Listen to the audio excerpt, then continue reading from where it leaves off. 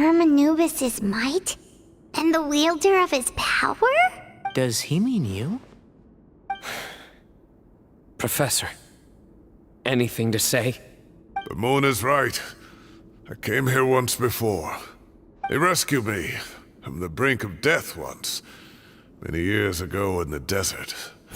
When he learned that I was a scholar, he invited me to come here and revive the might of Hermanubis together. It was a great, daring plan, and one shrouded in secrecy. The Temple of Silence had been bereft of Hermanubis for too long. The strength of its faith and its warriors were waning. Bamoon proposed that we implant bar fragments, shards of Hermanubis, into the bodies of suitable vessels. If the experiment was successful, the spirit of Hermanubis would then dwell within the vessel. Many believers volunteered themselves for the experiment. But we soon discovered that the bodies of grown adults could not withstand Hermanubis' power.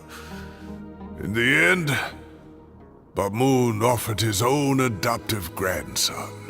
One other child was identified as a suitable vessel, and his parents agreed to release him into our custody in exchange for a small fortune. These two children were our only hope for hosting Hermanubis' power. For many years, the Temple of Silence had been in possession of 2 Ba fragments from Hermanubis. As remnants of his raw power, they were exceedingly rare treasures. The test subjects were sent into a room that had been prepared for the ceremony and instructed to approach the Ba fragments, whose power had been amplified. If, after some time, this power did not repel them, this would mean that they were suitable vessels. The original plan was for a 3-stage experiment: resonance, implantation, and recovery and observation. The resonance stage went quite smoothly for both candidates. As the 2nd stage began, I realized a decision had to be made. Should we implant the fragments one at a time? This would allow us to monitor the results after the first round and adjust our plan accordingly.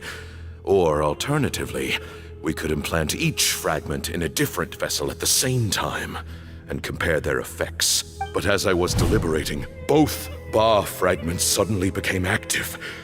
They glowed with a light we had never seen before. I knew that if they were not implanted right away, they would disintegrate and be gone from the world for good. Our 2 vessels had both displayed great promise by successfully resonating with the fragments. Under the circumstances, the thought of implanting both fragments into the same vessel seemed out of the question. To preserve our faith and our power, we implanted each of them with a single fragment. Ultimately, I ended the experiment and left, taking one of the children with me. In recognition of your past contributions, I chose not to send someone to hunt down and kill you both.